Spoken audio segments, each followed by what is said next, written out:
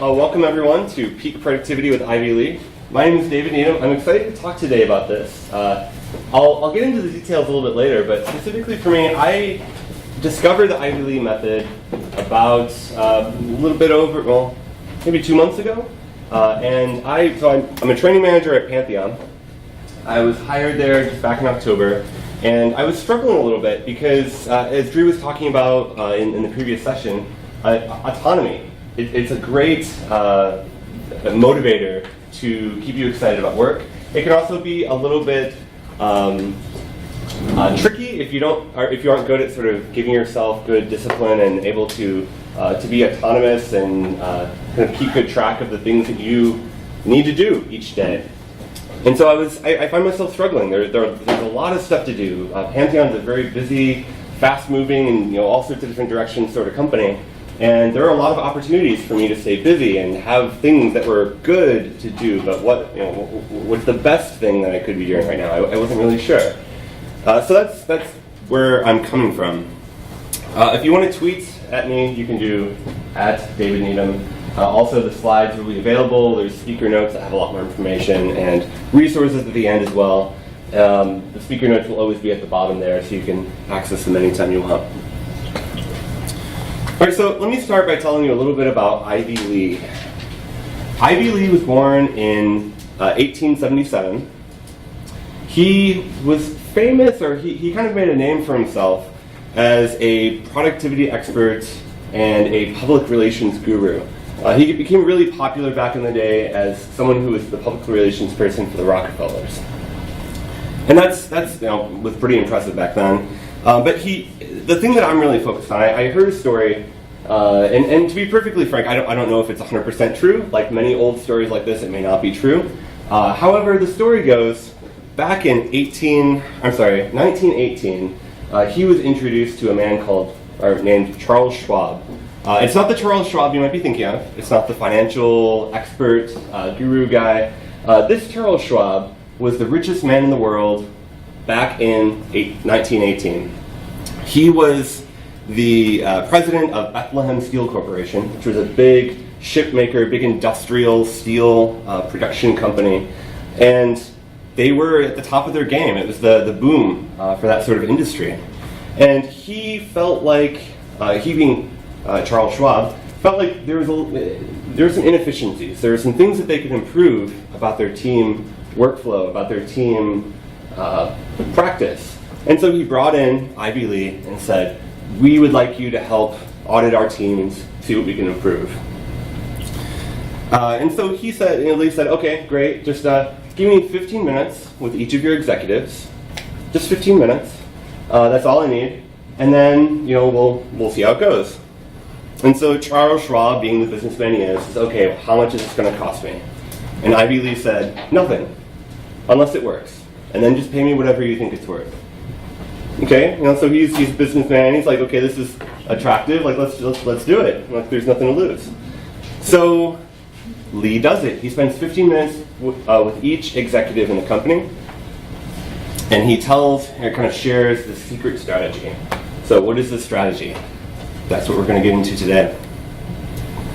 It's a pretty simple strategy. It starts just by writing down the 6 most important things that you need to do tomorrow. Think very carefully at the end of each day about the things that you need to accomplish tomorrow and write them down. Make sure that you don't do more than 6. 6 is enough. Some things that you can do for this is, here's some examples, I guess, of some of the things that might be on my list for tomorrow. Maybe I need to outline a new blog post. I need to, check my email and reply to this particular email that's important. Maybe I need to tweet some things or clean my desk. And in order to build a list like this, I have to look at my schedule for tomorrow, maybe look at my task management system or my project management system and see what things are coming up in my due dates. I have a blog post I need to write next week. I should probably start outlining it this week and prepare for it. So take all of these things, come up with just 6 things that you need to focus on tomorrow, write them down. The next step is to prioritize the list. So take the 6 things you had, that you came up with, that you brainstormed, and put them in order of true importance, of the order that makes the most sense to you. Things that you must get done being at the top, things that it's probably not a big deal if I don't clean my desk today, that's going to be near the bottom.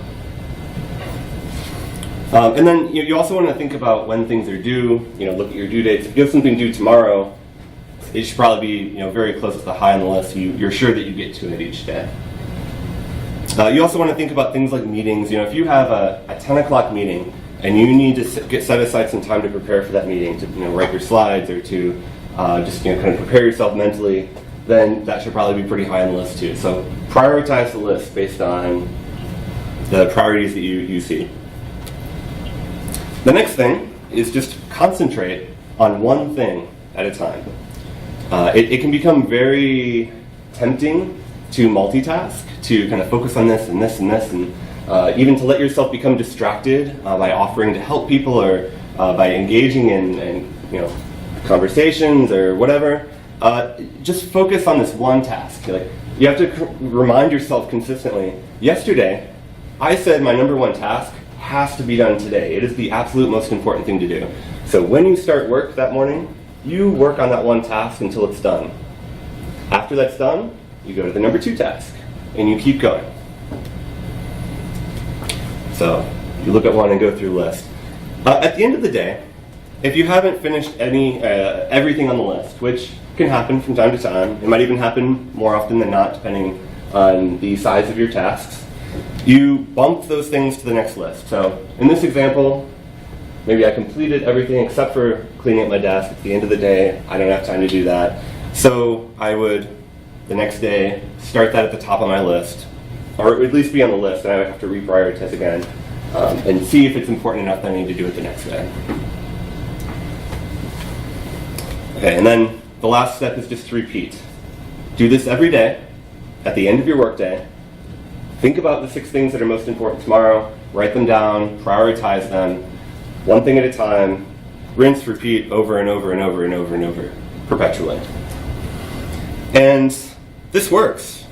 I was a little skeptical, but it's pretty easy to try. It's not that difficult. It's not like this complicated strategy. It doesn't even take a lot of time. So I gave it a try. And I found personally, it dramatically improved my productivity, both inside of work and outside of work. So not just what I'm doing in my workday and efficiency with getting things done, but I felt like it made me better at being productive with my personal life as well. So some reasons why it works, it's really simple. It's low barrier to entry. It also really forces you to think critically. It can be easy at the end of your workday to stop thinking about work and to go about your personal life and to kind of go on, and then the next morning you get to work and you're like, okay, what do I got to do today? Well, I know there's this project I'm working on. I know I have this blog post coming up.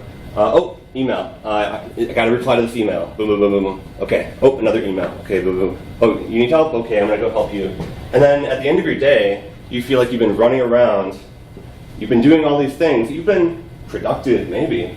But have you been doing the most important things that you could be doing? I don't know. If it's anything like me, probably not. And this one here is actually huge. It removes friction to start. I don't have the resource. I don't remember exactly where I read this, but about a year ago, I read an article, another productivity thing, that mentioned, the best way to motivate yourself to kind of do something is to remove the friction to begin that thing. So in some cases, some people are saying, if you want to go to the gym or if you want to go for a run and you perpetually just don't do it, or you're just like, oh, it's already noon, I'm kind of out of my time or whatever. It's instead, the night before, set out your workout clothes on your dresser or whatever. When you wake up, put on your workout clothes. Go about your day. When it's time, I can run, I'm already, let's do it, and you go and do it. Any little thing like that you can do gets you in the mode to do what you were wanting to do. And so, naturally, by creating this list of 6 things, you're setting yourself up the following day to do the things that you want to do. Similarly, it requires you to focus. So a lot of people, myself included, get distracted by doing more than one thing at a time. This method really requires you to focus on just one thing, and then just one more thing, and then one more thing. So this does require you to take it seriously. It is really easy to fall behind, meaning at the end of your workday, it can be like, I'm so late, I don't have time to go through my 6 things today, I'll just do it tomorrow. And then the next day, it just happens, it kind of snowballs, you don't do it and then it's done. It's no longer helping you. Personally, I have had a really hard time doing the Ivy Lee method and this whole strategy recently. So I was out of work because my family was sick, and then I was sick, and my daughter was sick, and then I was sick. So it kind of like passed around the family. I didn't work for about a week, and then the following Monday when I'm like, okay, I'm ready to go to work. I'm like, okay, man, I'm a week behind on all of my projects. I'm a week behind on all of my email checking up on. All these things I need to do, I just need to jump right in and do it. Not even thinking that I'm kind of breaking my own rules. And let me just tell you, I don't think I got a lot of stuff done for that period of time. I felt incredibly unproductive. So you really have to take it seriously. You have to have some discipline, like I have to do this every day. So another thing I learned in doing this for a week or two is that you have to be really careful with deadlines. The first, maybe like the second day that I was creating my 6 things, I made my prioritization, and I set like my number 3 thing, something that was due like that day, not realizing that the number 2 thing on my list was way too big to be completed that day. So what was the result? My thing that was due that day didn't get done because I was working on my number 1 thing and then my number 2 thing, and I never got through all the way to number 3. So you really have to be careful about deadlines. Be sure to break up the order so that you're thinking really closely about your priorities. And then similarly, be careful of really big tasks. Yeah. Be careful with really big tasks. So things that they're going to be a blocker. On the list I had here, I had said draft the outline to my blog post. I could have put like write my blog post or something. Realistically for me, that's probably going to take several hours. I have to draft, I have to write, I have to get peer review, I have to do all these things.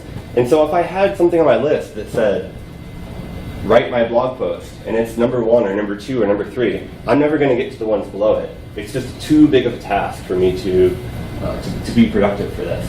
So what you have to do is just break them out. Any task that's too big to be done today, break it out into chunks. So like outline your blog post, get peer review for your blog post, draft your first blog post. For things where that doesn't really work, where you can't have like an outline or draft or whatever, say like, I'm going to spend 1 hour today on this particular project. I'm going to spend 1 hour working with this particular thing. And that's a way to chunk it into pieces that you can spend on your 6 things. So right before I had heard about the Ivy Lee method, I was talking to one of my coworkers, Steve Persh, who has, so as a training manager at Pantheon, I get to see our ACE team's calendar. I get to help coordinate, and send people to trainings and stuff like that. And I noticed at the end of every workday, he had a period of time marked off in his calendar for like, do you remember what it said? It was like end of recap or something. Yeah, like end of day recap or end of day catch up or something like that. And I asked him about it one time, and he said, "Oh yeah, I have this Google form I fill out every day, and it just makes sure that I get to the things that I wanted to accomplish every single day." So like, for example, I ended up adopting it and kind of turning it into my own version. But things like, are you at inbox 0? Did you record your agency meetings in Salesforce? Things like that, things that are important to you that you want to get done every day, every single day. He includes in the survey. He set up this calendar. It reminds him every day to do it at the very end of his workday. And I thought this was awesome. I hadn't seen something like this before, and I thought I would give it a try.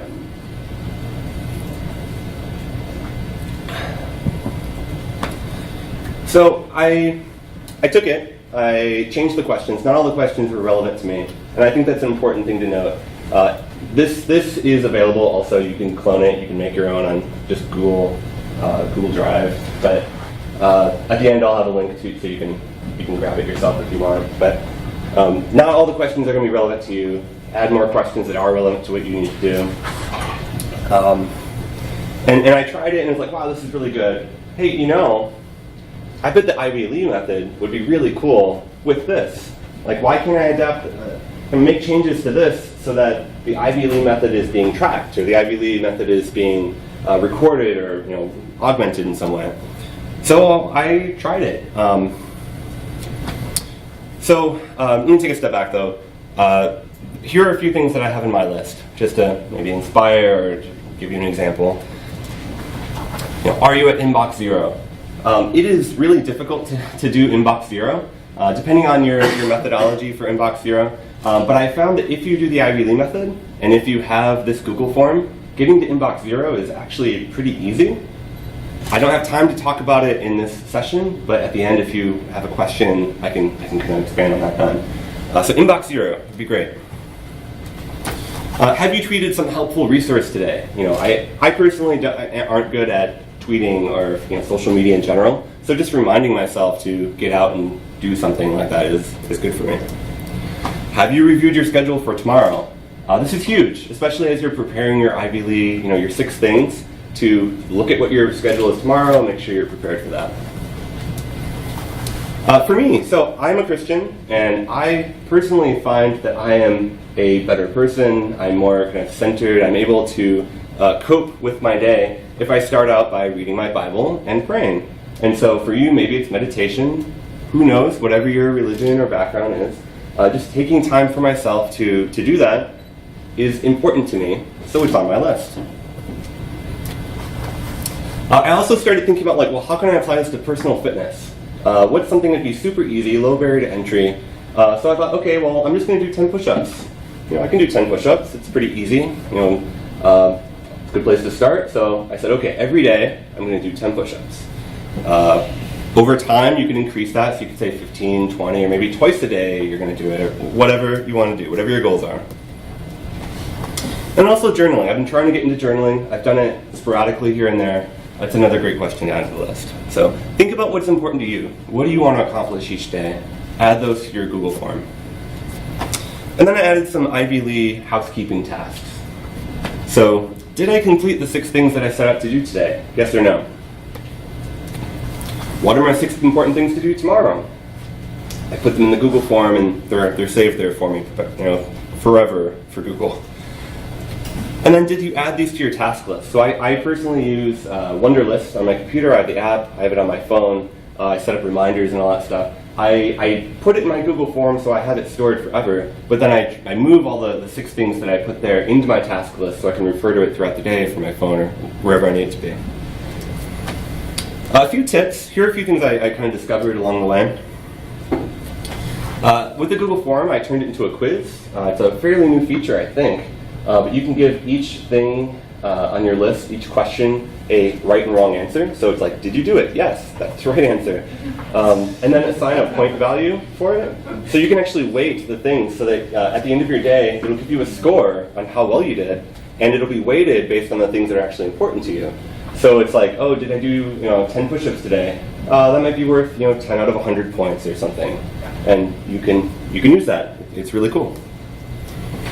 It also gives you the ability to view your stats over time. The Google form gives you bars and graphs and things based on your answers over time. So you can see if you perpetually, personally, forget to enter your Salesforce data for those agency meetings.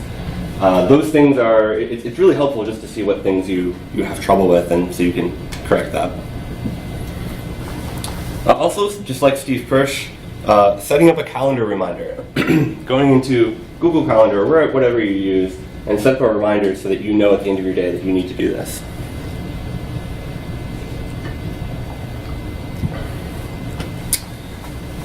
And then it wasn't until I was preparing this presentation, but I realized I started using this method for my personal life too. So at the beginning of the weekend, I'm like, man, I have all these things I need to get done. Well, I'm like, well, let me think for a minute. What are the most important things I want to get done this weekend? Okay, well, I'm going to write them down. So I wrote them down. And then I've never done that before, but it's great. So just having a list of here are the things I want to get done this weekend. Check them off as you go. It can be really productive. But I'd encourage you to try using this method. If it works for you during the week, for work, use it during the weekend for your other stuff, or even in the evenings. And then track your progress. I think, I can never remember exactly what the saying or how it goes, but if you, I'm not even going to try to say it. You need to track your progress, because if you can't track it, then it's not really useful information.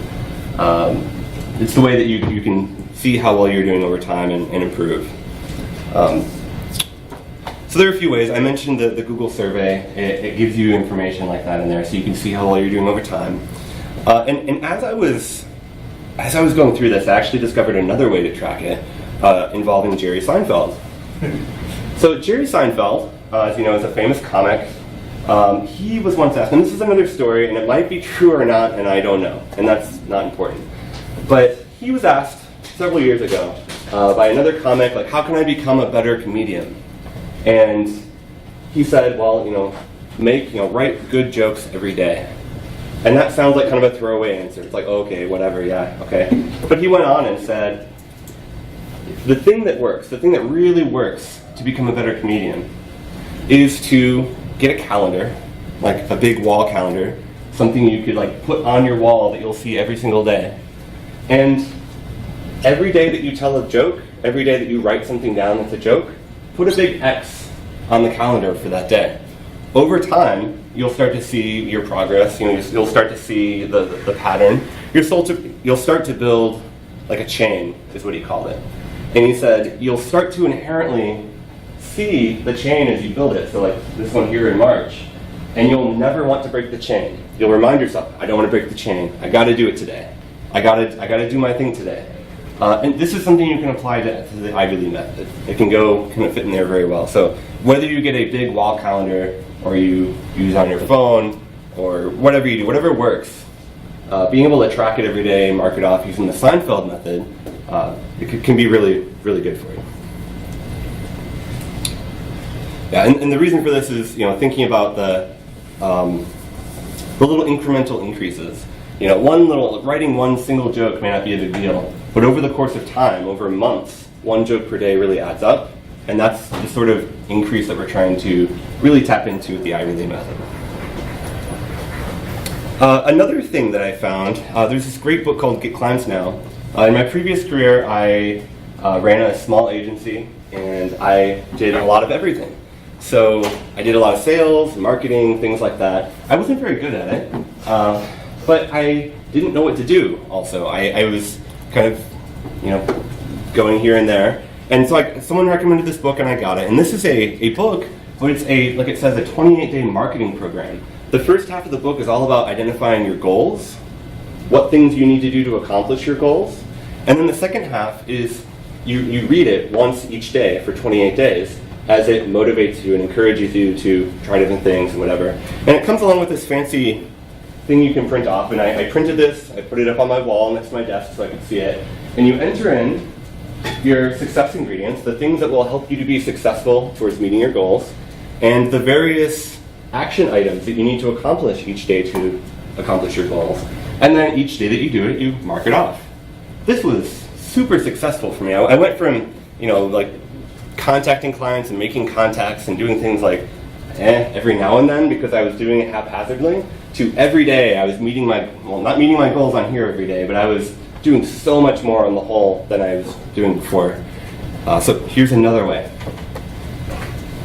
Overall, I would boldly claim that using the Ivy League method will improve your productivity at least 1%. Now, a 1% may not seem like a whole lot, but let me introduce you to another method. This is Vilfredo Pareto. And sometimes in another story, and I don't know if it's true, but sometime in the late 1800s, he was gardening, and he was a mathematician and an economist. He noticed that the minority, there are a few of his vegetables that made the majority of his fruit that actually produced.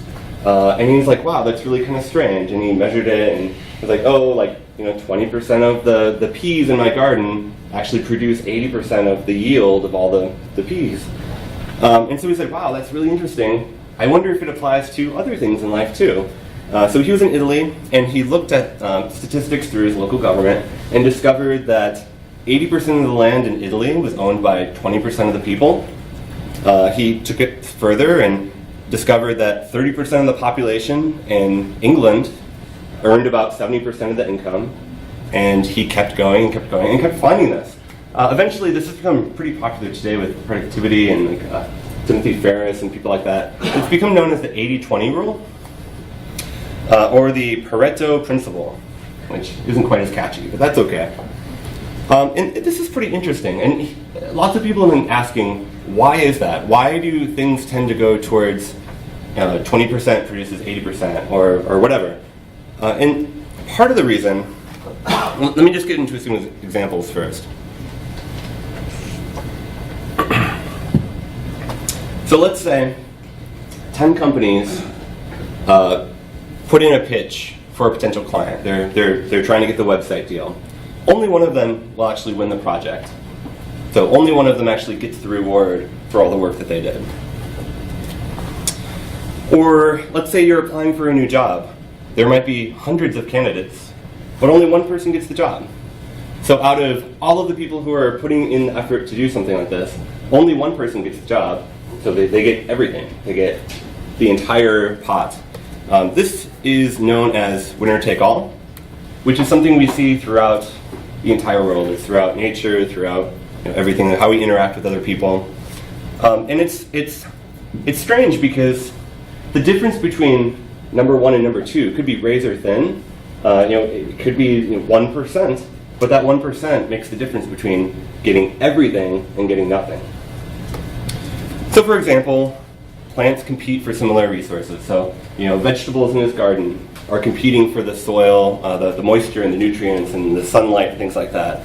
If one of them does slightly better than the other one, the roots grow further. It's able to suck up even more nutrients. The leaves get bigger. It can get even more sunlight. And so it starts to sort of exponentially become better than the other plants because it's growing and growing. It's true for politicians too.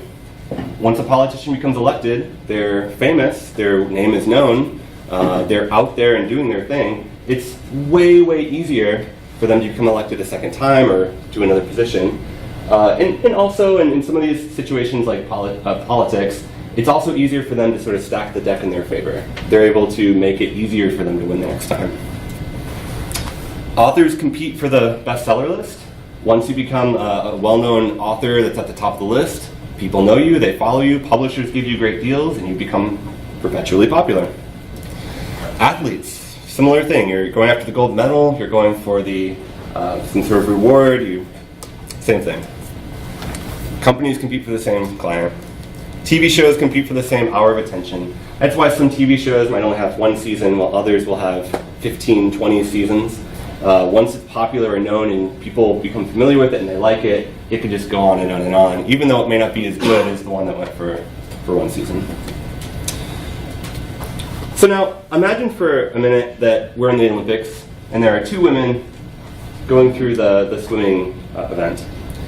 Now, one of them might win by just 1/100th of a second, just this razor-thin little amount, but that's as much as she needs. That's as much as you need to get the gold medal versus not. And so, the margin between good and great is probably a little bit more narrow than you expect. You don't have to do twice as good as your competition. You don't have to do twice as good as your coworker, or twice as good as the person you're competing against. You just have to do better than them. It could just be 1% better than them, and that makes the difference. Plus, those 1% you do every day add up and add up and add up, and you become exponentially better. So if you keep up with it over time, you do much better. So the 1% is worth it. Even if it's just 1% from doing the Ivy League method, it makes a huge difference that pays off over time. So what are my results? Let me ask you a question. How do you guys typically feel at the end of your workday? Personally, I mentioned this a little bit earlier, but I often have felt like I reach the end of my workday, and I'm like, okay, I'm done, I'm finally, okay, wait, what did I actually do today? All right, that's kind of terrifying, right? To reach the end of your workday, knowing that you are a talented employee of a company that they like you, and you're trying to do good work for them, and you spent an entire 8-hour day or 10-hour day or however long not really coming to a conclusion on what you did that day. Maybe you were productive, maybe you weren't. But at the end of your day with the Ivy Lee method, you feel amazing. The first time that I got my 6 things, it wasn't the first day or second day or third day, but it did eventually happen. The first day that I got everything checked off, I felt amazing. Like, really, really good. It was awesome. Like, it wasn't even the total end of the day. It was like, I was going to stop at like, 5 or 6. It was like 4. I was like, I got everything done today. So that's why I stopped working and no, just kidding. On the days when you finish everything, you can do other things, and that's okay too. But yeah, it was really, really gratifying. And it also,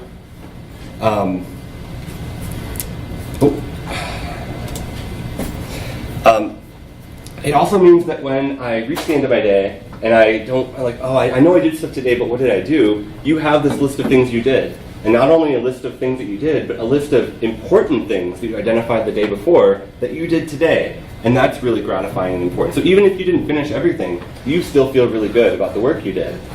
And that's cool.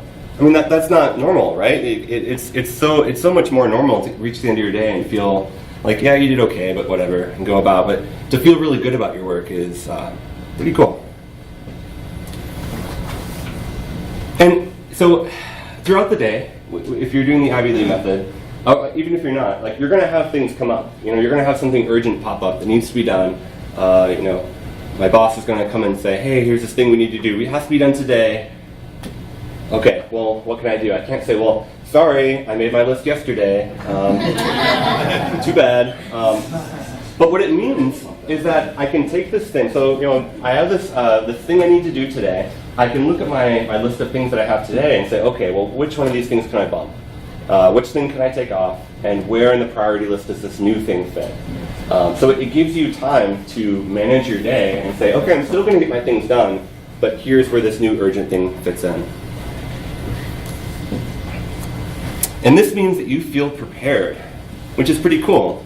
It also means that if you're looking at your agenda for tomorrow, you know you have a meeting, and you're prioritizing time to prepare for that meeting, it means you go into the meeting being prepared.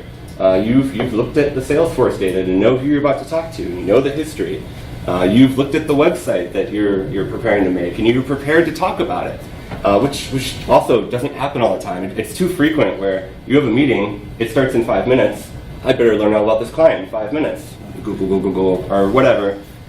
If you prepare, it's just so much better. Like you give such a better presentation or a meeting, it just goes much better. So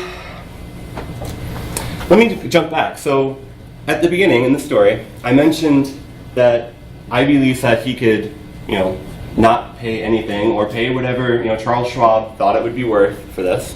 So how much did he pay him? Does anyone want to take a guess? Just for these 15 minutes with all the executives. Any guesses? $1 million. $1 million. A little high. Anyone else? Okay, well, he wrote him a check for $25,000 just for 15 minutes with each of the executives. And that may not seem like very much at first, but this was in 1918.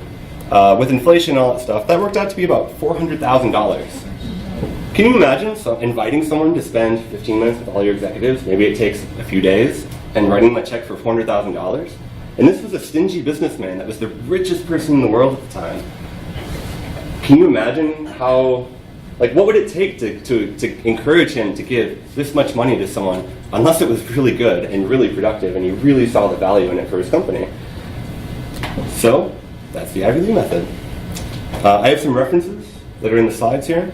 But that's it. Thank you all very much.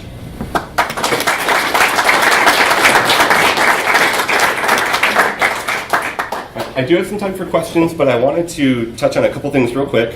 For those of you who are maybe here from out of town, or I guess if you're here from Chicago, you should know, if you don't already, that there is a meetup group. And they meet every month and talk about cool Drupal topics. So you should definitely attend the local meetup, support your local community. There's usually free pizza and beer, and that's pretty cool.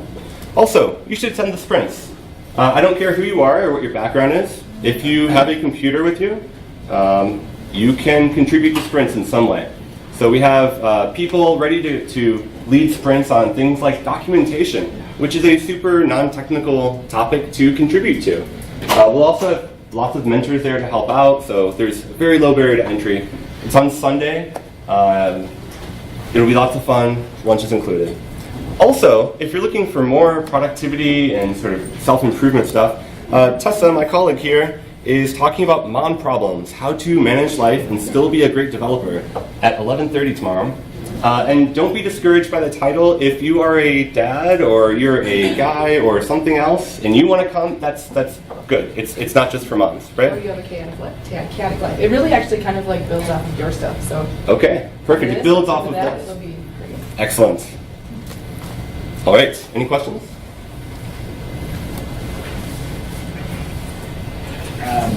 Why number 6 and how often do you get all 6 tasks? Great. So the question was, why 6 and how often do I get them all done? I don't know why 6. So I find that some days it's really difficult to come up with 6 things, and some days it's really difficult to narrow it down to only 6 things. But it is important to pick a number and stick to it, I think. I don't know if the number 6 is magic. Maybe 7 works better for you, maybe 5. On days when I find that I can't come up with 6 things, I take some of the things that I had on the list and break them down into smaller things, or I look at other things I should be doing with my time and add them to my list. Maybe it's filler, but it still feels good to get all 6 done at the end of the day. In regards to how often do I get them all done, it depends quite a bit on the week. I have lots of meetings, I have lots of things come up throughout the day, and it really depends, but I would say probably 30% of the time I get them all done, and then I just roll over the ones I don't complete to the next day, and if they're still important, then I do them then. And that was actually another question too, but there's a lot of interruptions throughout the day, particularly with email and side from zeros from zero. Yeah.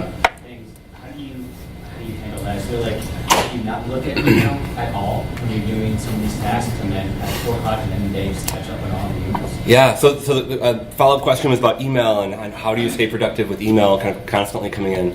So I'm a big fan of Timothy Ferriss in the 4-Hour Workweek book, and one of the things that he advocates for is only checking your mail once a day, at a certain time of day, or maybe it's even less than that, like 3 times a week or something.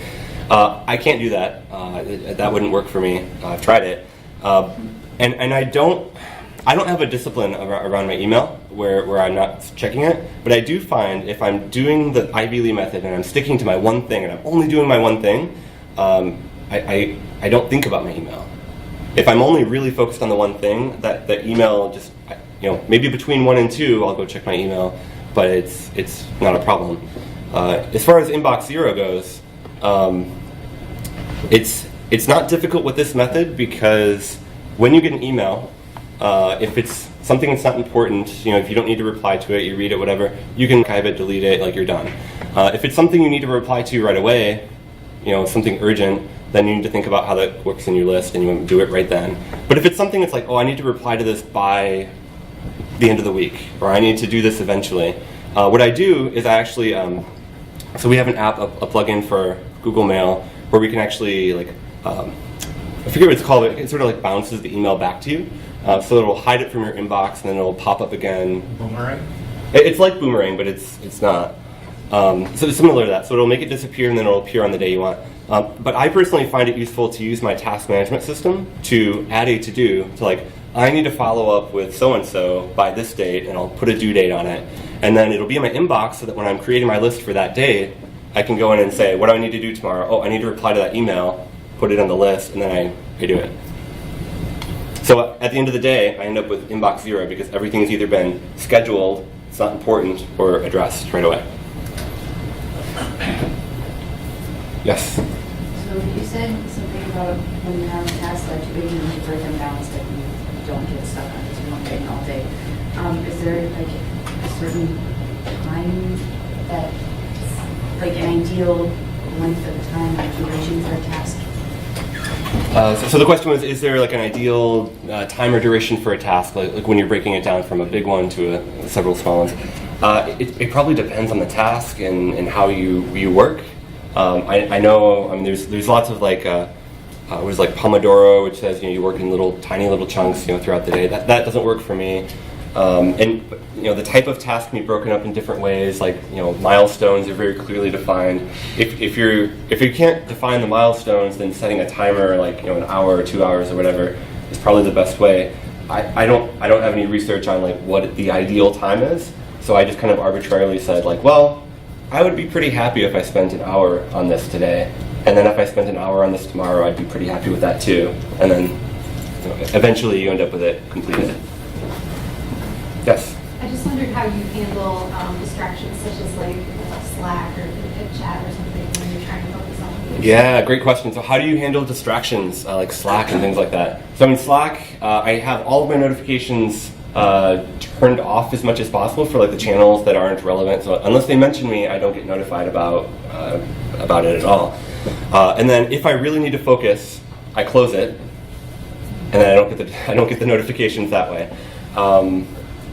That's really that. Like, yeah, I try to remove as many distractions as I can. It's like everything's turned off on my phone. Like all of the notifications are turned off on my phone, and that's because if I get a notification, I have this sort of personality where I have to clear it off. I have to see what it is.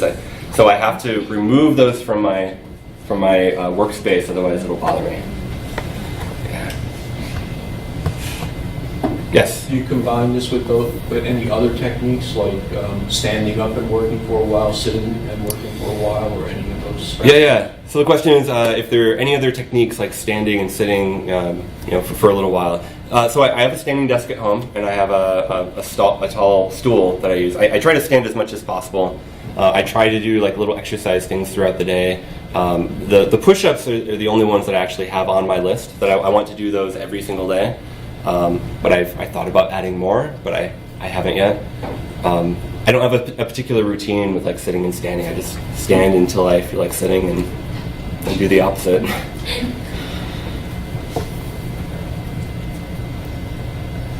All right. Well, thank you all very much. Have a great day.